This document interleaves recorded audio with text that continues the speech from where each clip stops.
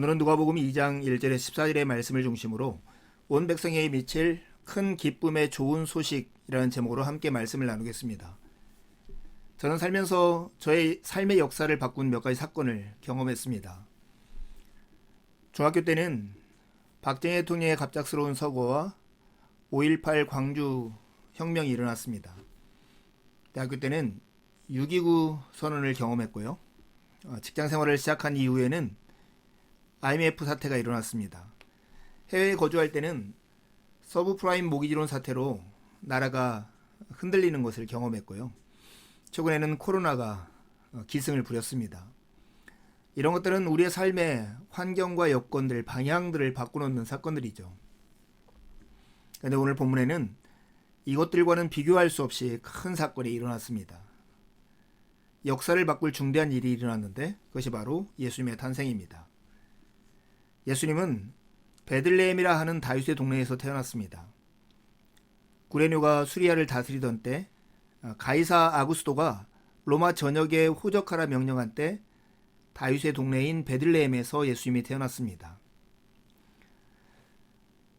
로마 황제와 제도, 이것들이 지금 주님의 뜻을 이루는데, 즉 예수님이 태어나는데 도구로 사용되고 있다는 것을 주목해 보십시오.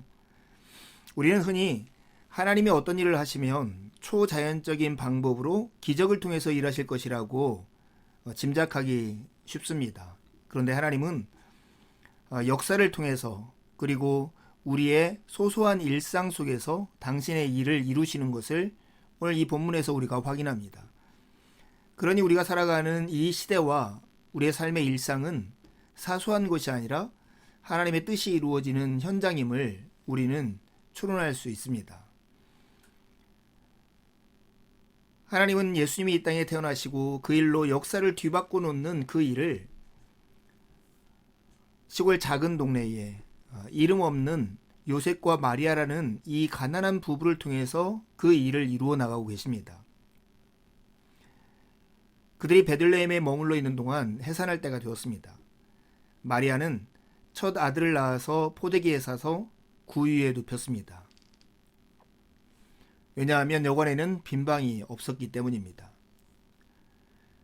여관에 들어갈 방이 없었다는 것이 그들의 경제적 이유 때문일 수도 있지만 하나님의 의도적인 계획이었다라고 짐작이 갑니다. 오히려 초라하고 궁핍한 모습으로 이 땅에 주님이 오신 것입니다. 오늘날 우리는 누구에게가 잘 보이고 다른 사람에게 근사하게 보여야 내가 인정을 받고 내가 원하는 것을 얻을 수 있다는 꾸밈의 시대를 살고 있습니다. 그런데 하나님과 본질상 동일하신 예수 그리스도는 이 땅에 오시면서 오히려 비참하게 분장하고 이 땅에 오셨던 것을 우리가 주목해 보십시오. 갓 태어난 아기가 포대기에 쌓여 짐승의 여물통에 누워 있습니다. 우리는 그가 누구인지를 압니다. 천사들은 이 소식을 목자들에게 전했습니다. 뉴스의 헤드라인은 예수의 나심, 온 백성에게 미칠 큰 기쁨의 좋은 소식이었습니다. 가난한 부부에게서 태어난 이 아들, 누울 곳이 없어서 짐승의 여물통에 포대기에 쌓여 누울 수밖에 없었던 이 아이가 실상은 온 백성에게 미칠 큰 기쁨의 좋은 소식이라는 것입니다. 예수님은 이처럼 초라하고 곤궁한 모습으로 가난한 목수의 아들로 세상의 무관심 속에 이 땅에 오셨습니다. 하나님은 참으로 신비하신 분이고 초월적이신 분이십니다. 그것은 단순히 인간의 자연계를 뛰어넘는 힘을 가지고 있다는 의미가 아닙니다. 오히려 하나님은 그런 전능자임에도 불구하고 우리의 입장에서 우리의 처지로 낮아지심으로 은총과 은혜를 통해 당신의 일을 한다는 것이 그분의 초월성의 특징입니다. 시몬 베이오는 중력과 은총에서 이런 얘기를 했죠.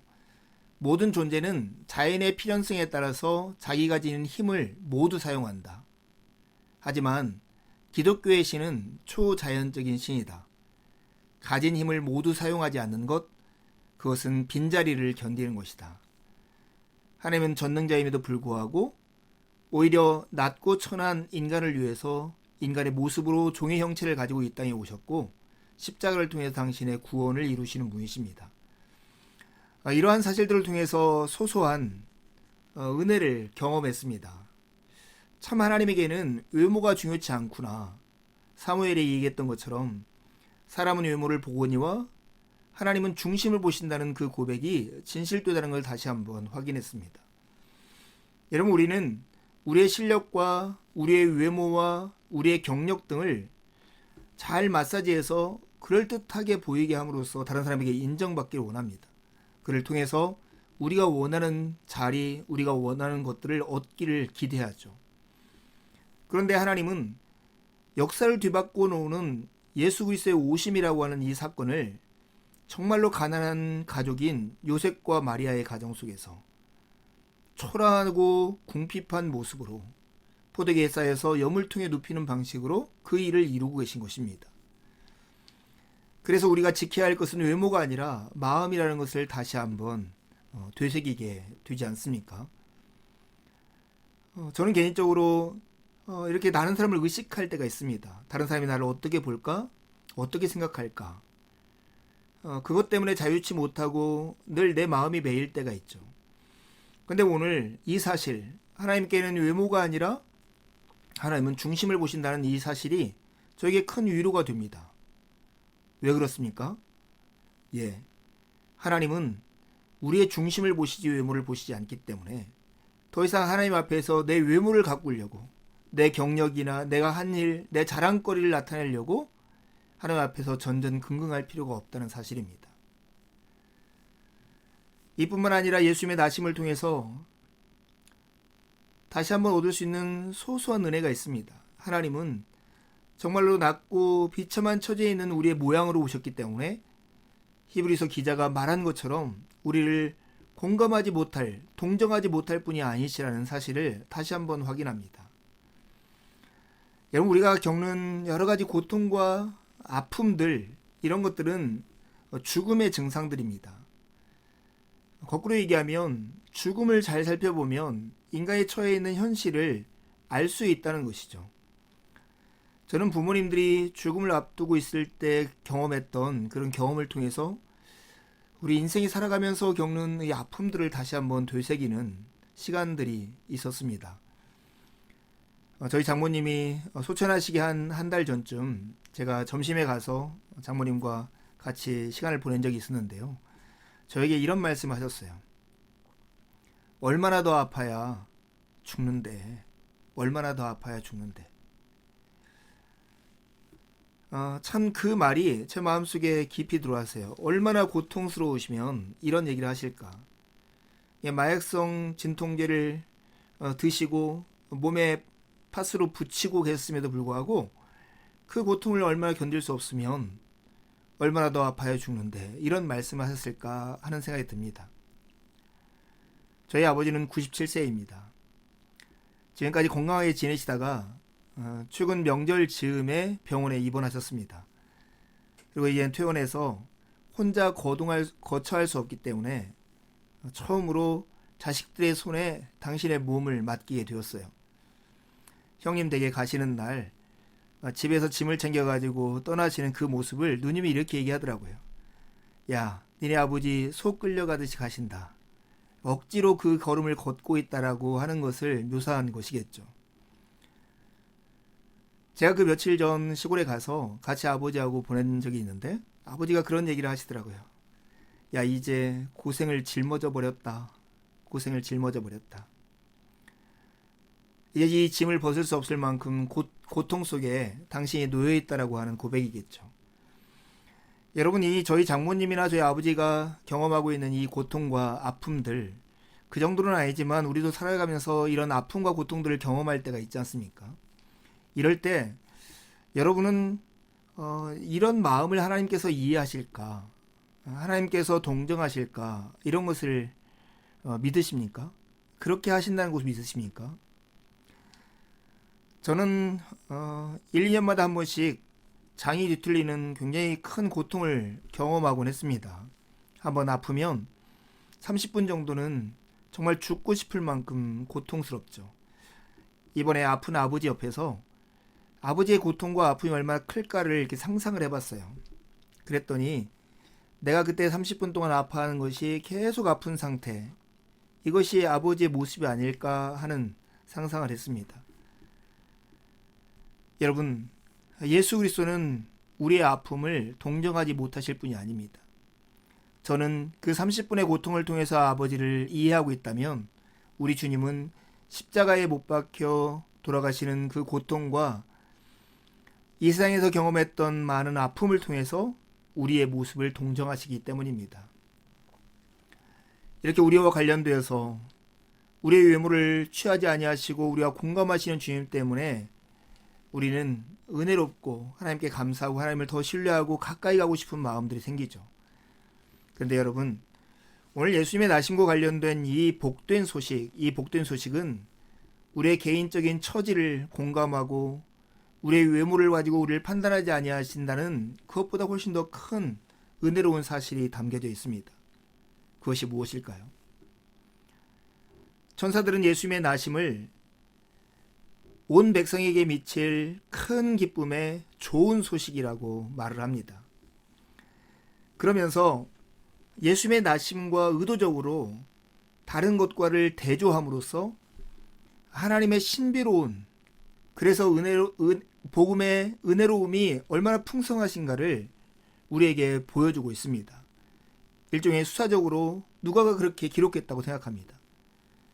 그 첫 번째가 뉴스와 그 뉴스를 전해 듣는 사람의 대조입니다. 지금 천사가 뉴스를 전하는데 그 내용은 온 백성에게 미칠 큰 기쁨의 좋은 소식입니다. 온 백성에게 미칠 큰 기쁨의 좋은 소식. 이 좋은 소식이라는 말이 바로 유앙겔리온, 복음이라는 뜻인데요. 그 당시는 로마 황제가 즉위하거나 황제가 될 아이가 태어났을 때 외치는 소리가 유앙겔리온이었습니다. 온 백성에게 미칠 큰 기쁨을 가져올 그런 아이가 태어났다는 소식이 좋은 소식이었습니다. 예수님의 나심이 이와 같은 것이죠. 하늘 보좌를 버리시고 이 땅에 오셔서 인간의 모양을 취하시고 죽기까지 하나님의 뜻에 순종하심으로써 우리에게 큰 기쁨을 가져오실 그리스도가 태어나셨다는 소식입니다. 그런데 여러분, 이 소식이 누구에게 전해집니까? 밤에 밖에서 양떼를 지키고 있던 목자들에게 전해집니다. 그 당시 목자들은 그 시대에서 천대를 받고 인정하지 못하고 소외되었던 사람들입니다.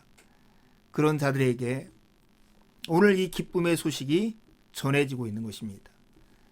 이게 우리에게 주는 메시지가 뭘까요? 온 백성에 미칠 큰 기쁨의 좋은 소식이 이르는 곳, 닿는 곳이 어디까지인가를 우리에게 보여줍니다.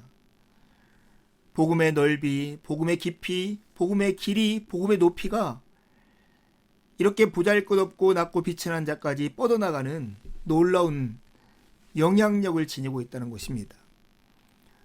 시므온이 할례를 받으러 오신 예수 그리스도를 보고 했던 노래가 누가복음 2장 28절에 32절에 나옵니다. 내 눈이 주의 구원을 보았습니다. 주님께서 이것을 모든 백성 앞에서 마련하셨으니 이는 이방 사람들에게는 계시하는 빛이요 주님의 백성 이스라엘에게는 영광입니다. 예수님의 오심은 단순히 이스라엘만을 위한 게 아니라 온 세상에 미칠 기쁜 소식인 것입니다. 그뿐 아닙니다. 이 좋은 소식을 온 백성에게 미칠 좋은 소식뿐만 아니라 구체적인 내용을 보니 너희를 위하여 구주가 나셨다는 것입니다. 그 구주는 그리스도고 주님이라고 얘기합니다. 즉 태어나신 분, 비록 포대기에 쌓여서 말구유에 누워있는 이 아이지만 이 아이의 실체는 우리의 구주이시고 우리의 그리스도이시고 우리의 주님이라는 것입니다. 그런데 이 소식을 전한 천사들이 이 아이가 구주이고 그리스도고 주님이 태어났다는 이 증거가 강보에 쌓여 구유에 누워있는 아기가 그 증거라고 얘기합니다. 여러분, 구주이고 그리스도이고 주님이면 황실 같은 곳에서 비단 보자기에 쌓여서 미리 준비되어 있는 침대에 눕혀야 정상 아닙니까? 근데 하나님은 이 아이가 바로 구주이고 그리스도이고 주님이라는 증거를 강보에 쌓여 구유에 누워 있는 이 모습을 통해서 표적으로 그들에게 알리셨습니다. 참 신비하지 않습니까? 다윗의 동네에서 나신 이 아이가 구원자이고 약속된 메시아이고 왕이라고 하는 이 선언이 사실은 이 시대를 살아가는 사람들에게는 더 큰 의미가 있었을 것입니다. 왜냐하면 복음, 구원자, 주님, 평화 이런 단어들은 그 당시 로마 황제에게 쓰이던 표현이었기 때문에 그렇습니다.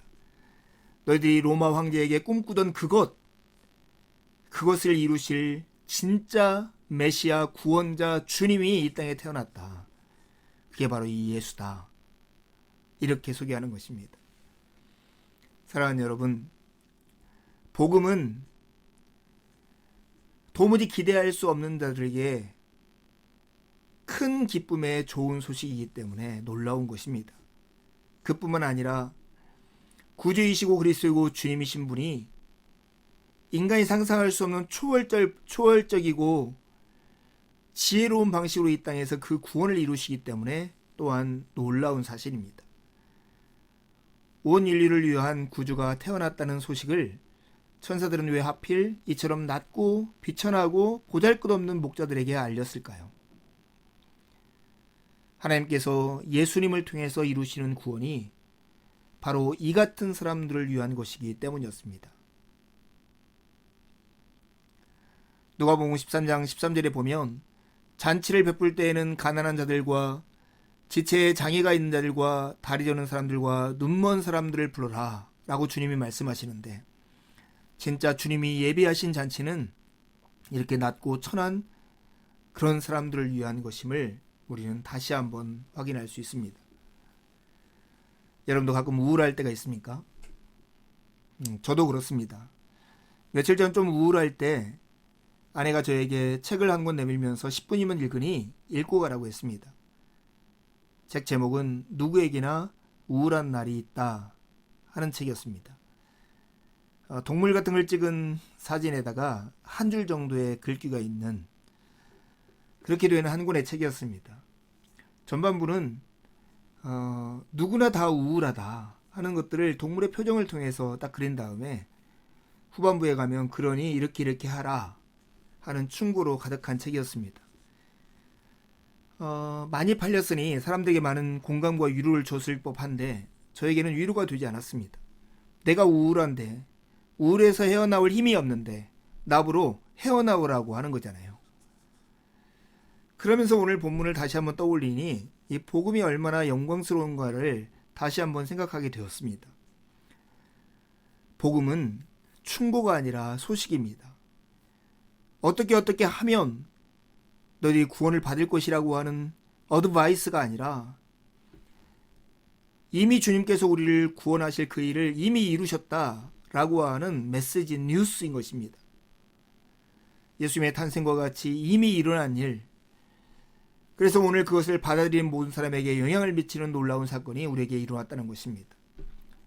예수님의 나심, 그것은 우리가 주님에게 기대와 소망을 갖기 이전부터 하나님의 계획 속에서, 하나님의 사역 속에서 온 백성에 미칠 큰 기쁨의 좋은 소식으로 우리에게 다다른 것입니다. 더 놀라운 것은 이 천사들이 부르는 찬양 속에 담겨져 있듯이 예수님의 오심을 통해서 이루어지는 일입니다. 오늘 예수님이 태어나신 이 현장의 장면을 여러분 조금 더 생각해 보십시오. 이 장면을 자세히 보면 하늘과 땅의 차이만큼 다르다는 것을 알 수 있습니다. 들에서 양떼를 지키던 목자들이 나타났던 천사들과 수많은 천군들이 하나님을 찬송하면서 기뻐 뛰고 있을 그때에 땅에서는 어떤 일이 일어났을까요? 무지와 무관심 속에 침묵하며 깊이 잠든 그런 시간이었습니다. 하늘에서는 그 천사와 더불어서 많은 하늘 군대가 하나님을 찬양하지만 땅에서는 침묵하는 밤이었고 들에서도 어떤 기도하고 있지 않은 그때였습니다. 이 장면은 지금 태어난 아기가 어떤 일을 하실 건가 하는 것을 우리에게 암시해주는 내용이기도 합니다. 즉 하늘과 땅을 연결하는, 하늘과 땅 사이에 그 틈을 메꾸는, 하나님의 뜻이 하늘에서와 같이 땅에서 이루어지게 하는 그 일을 이 태어난 아기 예수 그리스도가 하실 일이다 하는 것입니다. 그래서 이 그리스도의 탄생을 보면서 천군과 천사들이 드리는 찬양이 이거 아닙니까? 지극히 높은 곳에서는 하나님께 영광이요, 땅에서는 하나님이 기뻐하시는 사람들 중에 평화로다. 반사체처럼 하나님의 어떠하심을 드러내는 것, 그것이 바로 영광입니다. 하나님의 영광이 이 땅에 둘러 비치고 있을 때 땅에서는 평화가 이루어지는 것입니다. 우리에게는 평화 하면 마음이 따뜻하고 평안한 상태, 이렇게 이해할 수 있겠지만 이 당시 로마 사회 사람들에게 평화는 사뭇 달랐을 것입니다. 박스 로마나 이렇게 외치며 그들에게 약속했던 로마가 주는 평화라고 하는 것은 로마 황제를 황제로 존중하고 그의 다스림과 통치를 받아들여 그의 법에 순종하면 로마가 약속한 평화를 주겠다는 그런 메시지가 담겨 있습니다. 하나님의 영광이 나타날 때 하나님이 기뻐하시는 사람들 중에 평화가 임할 것이다 하는 말씀은 이 로마 황제가 약속한 평화와 대조해서 이렇게 말씀하는 것과 같은 것이죠. 오실 왕 그리스도를 그리스도요 구주요 주님으로 인정하고 그분의 통치를 받아들여서 오늘 그분의 법에 순종하는 그 사람들에게 하나님의 나라가 주는 평화를 너에게 주겠다 하는 약속이 담겨져 있습니다. 그리스도는 보잘것없는 사람을 위해서 이 땅에 오셨고 사람이 이해할 수 없는 신비한 방법으로 당신의 뜻을 이루실 뿐만 아니라 땅에 있는 우리가 저 높은 하늘의 하나님과 연결되게 하는 그 위대한 역사를 이루시는 분이십니다. 그 예수님이 이 땅에 오셨다는 것이 바로 좋은 소식, 복음인 것입니다. 그리스도 예수를 통해서 하나님의 뜻은 하늘에서와 같이 이 땅에서도 이루어질 것입니다. 예수님의 탄생은 하나님께는 영광을, 이 땅에는 평화를 이루는 사건입니다. 온 백성에게 미칠 이 소식은 또한 우리를 위한 큰 기쁨의 좋은 소식이기도 한 것입니다. 그러나 14절 후반부에 보면 이 평화가 하나님이 기뻐하시는 사람들 중에 임할 것이라고 말씀하십니다. 여러분, 이것은 우리가 복음의 효력이 어떻게 미치는가를 우리에게 알려주는 중요한 말씀이기도 합니다. 하나님의 은혜는 보편적입니다. 모든 사람을 위해서 주어지는 은혜입니다. 하나님은 은혜를 모르는 사람들과 악한 사람에게도 인자하신 분이십니다. 예수 그리스도의 오심으로 인해서 주어지는 은혜, 그 은혜는 보편적인 은혜입니다. 그럼에도 불구하고 그 은혜를 모두가 누리는 것은 아닙니다. 제한적으로 누리게 됩니다. 회개로 준비하고 믿음으로 그리스도와 연합한 사람들만 누릴 수 있기 때문에 제한적으로 누리게 되는 것이죠. 구원은 보편적으로 온 백성에 미칠 큰 기쁨의 좋은 소식이고 누구든지 주의 이름을 부르는 자는 구원을 얻을 수 있지만 회개로 준비하고 믿음으로 연합한 자들만이 그것을 누릴 수 있는 것입니다. 사랑하는 형제자매 여러분, 여러분 안에 하나님의 은혜를 가리는 우산을 쓰고 있지 않습니까? 의심의 우산, 게으름의 우산, 낙심의 우산, 쾌락의 우산, 자기 성취의 우산들로 하나님의 은혜를 받지 못하도록 마치 우산을 쓰고 있는 것이 멋들어진 것처럼 착각하고 있지는 않습니까? 의심의 우산을, 게으름의 우산을 던져버리십시오. 하나님의 은혜가 여러분에게 비치도록, 하나님의 은혜의 단비가 여러분 위에 쏟아지도록 이것을 던져버리십시오.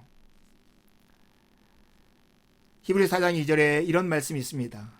그들이나 우리나 기쁜 소식을 들은 것은 마찬가지입니다. 그런데 들은 그 말씀이 그들에게는 아무런 유익이 되지 못하였습니다. 그들은 그 말씀을 듣고서도 그것을 믿음과 결합시키지 않았기 때문입니다. 보편적인 은혜가 우리에게 주어졌지만 제한적으로 누리는 이유는 뭘까요? 믿음으로 하나님의 말씀과 우리의 삶을 동요매지 않았기 때문입니다. 들은 바 그 말씀과 들은 바 그 말씀이 우리의 삶에 유익되려면 우리는 어떻게 할까요? 주님과의 관계에서 우리의 삶을 돌이키는 회개와 믿음으로 주님과 우리의 삶을 동행하는 믿음의 응답이 있어야 합니다. 그리고 이웃과의 관계에서 나의 믿음을 표현하는 주님이 우리를 사랑하셨듯 이웃을 사랑하는 삶이 우리에게 필요합니다. 사랑하는 여러분, 어린 설교에서 나눴던 것처럼 이 땅에서 살아가는 우리의 삶은 소풍을 준비해야 하는 준비기원과 비슷합니다. 소풍에 가서 재밌게 놀 것을 준비해서 도시락을 싸고 수건을 준비하고 달걀을 삶고 사이다를 준비했던 것처럼 우리는 주님이 다시 오셔서 영원한 나라에서 그분과 더불어 살 날을 기대하면서 오늘 이 시간을 살고 있습니다. 이때 우리가 삶을 준비하는 가장 중요한 태도가 있다면 주님이 우리를 사랑하신 것처럼 우리가 서로 사랑하는 것입니다. 스캇 맥나이트라고 하는 목사님이 이 사랑을 아주 멋지게 표현했습니다. 사랑이라고 하는 것은 사람과 세상을 보는 것이고 사람의 고통과 세상의 신음소리를 듣는 것이고 그리고 할 수 있는 것을 배워서 다른 사람들과 고통 가운데 있는 세상의 유익을 위해서 필요로 하는 그 일에 자신을 연결하는 것이라고 했습니다. 이것이 바로 우리가 이 땅에서 주님이 오실 날을 기다리면서 준비하고 배워야 할 일입니다. 나눌 것이라고는 슬픔과 두려움뿐인 세상에 우리가 살고 있습니다. 그러나 우리는 예수 그리스도가 이 땅에 오셔서 우리를 위해서 행하신 일을 믿음으로 받은 사람들입니다. 주님은 당신과 우리를 묶어서 당신의 운명에 우리가 참여하게 하셨습니다.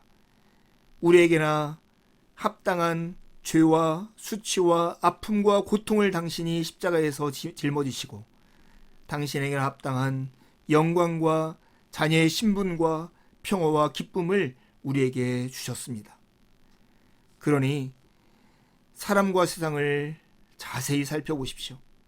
사람의 고통과 세상의 신음소리를 들으십시오. 할 수 있는 일을 배우십시오. 다른 사람들과 세상의 유익을 위해서 필요로 하는 일에 여러분을 연결하십시오. 이를 통해서 예수 그리스도를 이 땅에 드러내고 나타내는 복된 한 주간의 삶이 되기를 간절히 소망합니다. 함께 기도하시겠습니다.